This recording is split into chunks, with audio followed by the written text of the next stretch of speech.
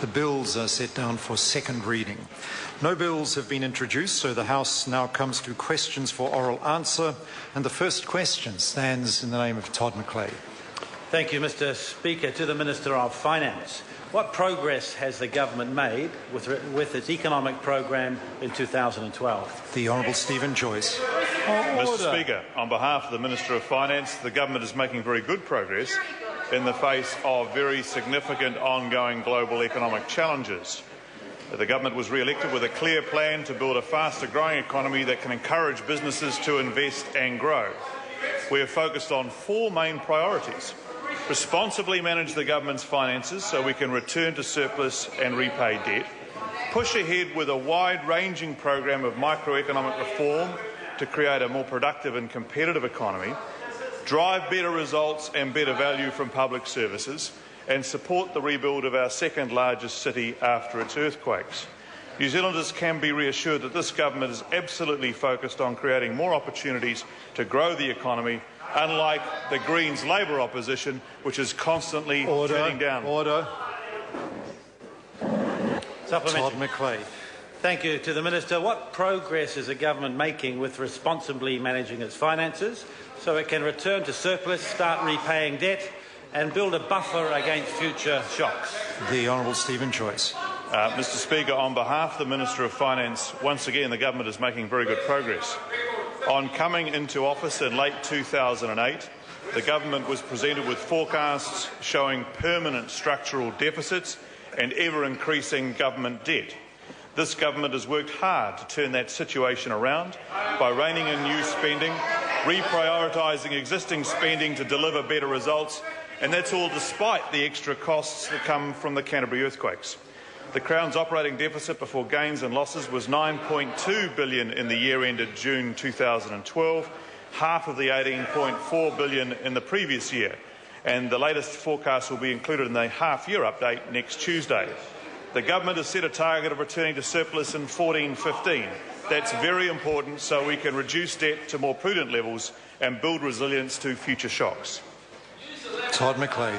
Supplementary. What approach is the government taking in building a more productive and competitive economy? The Hon Steven Joyce. Mr. Speaker, on behalf of the Minister of Finance, the government is working aggressively to do everything to give businesses the confidence to invest, grow and create jobs. The government has taken a wide range of measures to ensure economic growth is built on a solid foundation of exports, savings and productive investment. The program that we are undertaking is set out in the Business Growth Agenda, which contains more than 250 initiatives for expanding our export markets, encouraging innovation, developing skills, building infrastructure, improving our natural resource use and growing capital markets. Together they are a comprehensive agenda of microeconomic reform which will support jobs and assist businesses to become more internationally competitive. Before I call the honourable member, the House is unacceptably noisy, but I remind ministers that if they go on with very long answers, if they go on with very long answers, the House will tend to get restive. Todd McClay, supplementary question. Thank you, Mr. Speaker. To the Minister, what reports has he received on proposals that would put the New Zealand economy at risk, cost thousands of jobs and increase the country's vulnerability to overseas lenders? The Hon Steven Joyce. On behalf of the Minister of Finance, I have seen many such proposals this year. They include saying no to responsible mining, saying no to making movies in this country, saying no to seabed exploration for oil and gas, saying no to a convention centre in Auckland, saying no to speeding up the RMA, saying no to the government's multi-billion-dollar investment in roads and other infrastructure, saying yes to a capital gains tax and more costs on business, saying yes to printing money and saying yes to constantly talking down the New Zealand economy.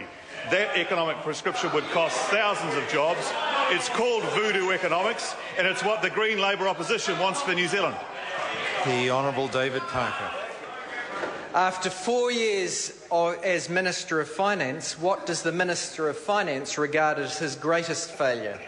Unemployment at its highest in 13 years, income inequality its highest recorded level, 54,000 people leaving for Australia in the past year, 270,000 children living in poverty, a current account deficit forecast by the IMF to be the worst in the developed world, a widening wage gap with Australia, negative household savings, or external non-government debt at 100% of GDP. And I'll accept the answer, all of the above. The Honourable Steven Joyce.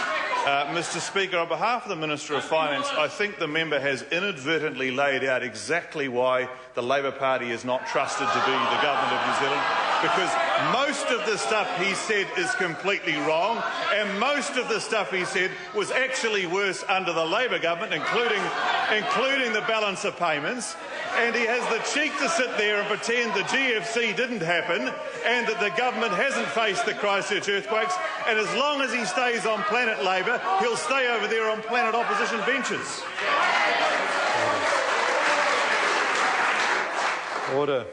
I know it's the last day of class, but